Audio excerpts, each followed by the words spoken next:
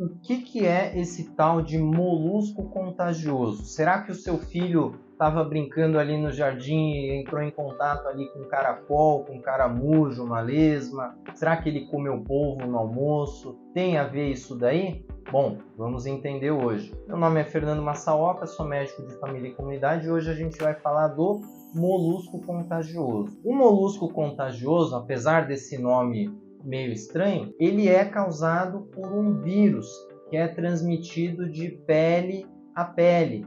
Então, isso geralmente acontece nas crianças, porque elas têm um contato maior, elas se pegam mais, brincam mais, ou em quem faz algum esporte de contato, uma luta, uma dança, enfim, que tem ali um contato maior pele a pele, e também com gente que compartilha itens pessoais de vestuário ou de higiene, por exemplo, toalhas, roupas, né? Que aí essas partículas virais acabam ficando nesses tecidos e acabam sendo transmitidos ali.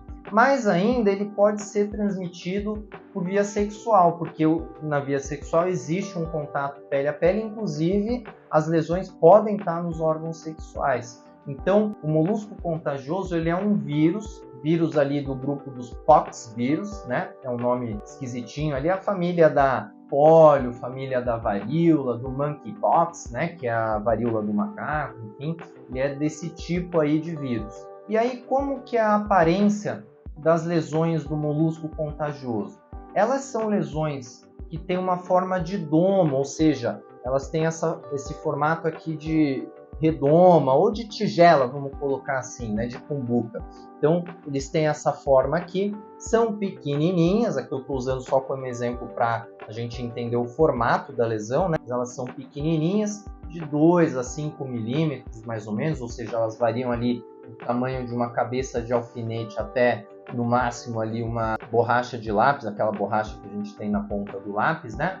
Mais ou menos esse tamanho. A coloração delas é da cor da pele da pessoa, então ela não vai ficar de cor diferente, né, mais avermelhada ou de alguma outra cor, ela é da cor da pele da pessoa. Ela tem um umbiguinho aqui em cima, ou seja, existe essa lesão, vamos dizer, como se fosse uma bolha, né, uma redoma, e em cima aqui ela tem um umbiguinho, uma lesão umbilicada, uma ondulação para baixo. E elas geralmente se apresentam em grupos. Elas ficam agrupadas e pegam linhas, então formam um grupo aqui ou um grupo aqui. Pode dar em qualquer lugar do corpo, com exceção da palma das mãos e da sola dos pés. Ou seja, se tiver lesão em palma de mão e sola dos pés, a gente já pensa em outras coisas, né? Isso é para a gente diferenciar as lesões. Isso em pacientes que não tenham outras doenças ou outras comorbidades. Caso a pessoa tenha um problema de imunidade, seja imunocomprometida, ou seja, que a imunidade dela esteja mais baixa por alguma doença, por alguma medicação que ela toma, enfim, as lesões elas tendem a ser mais numerosas, pegar uma extensão maior do corpo,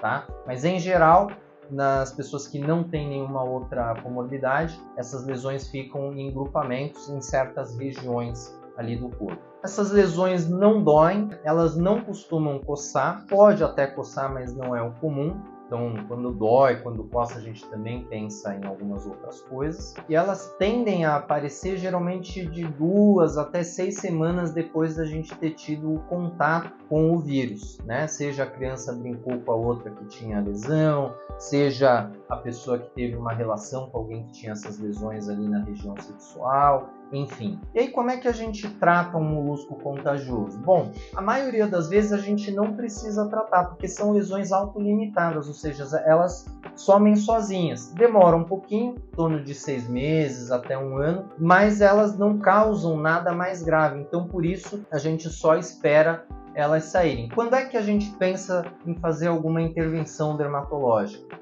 Principalmente por questões estéticas. Então a criança lá ou a pessoa está constrangida, dependendo da região que pegou aquela lesão, a gente pode fazer. Aí são várias opções. Crioterapia, que é quando a gente pinga um nitrogênio líquido ali, entre aspas, congela a lesão para ela sair. Tem a curetagem, que é a raspagem, né, da lesão. Cureta é como se fosse uma colher afiada, né, que a gente raspa ali E os dermatologistas têm várias opções. Não tem uma opção que seja melhor ou pior que outra. Isso vai depender muito do recurso que o profissional tem, da expertise dele, ou seja, a experiência, a habilidade que ele tem com tal técnica ou com outra, e também do que o paciente escolher. Mas pode ser feito de várias maneiras essa retirada da lesão. Uma outra indicação de retirada das lesões é quando ela está ali na região dos órgãos sexuais, para a pessoa não se privar do ato sexual por conta de medo de transmissão. Então a gente vai lá e retira essas lesões para diminuir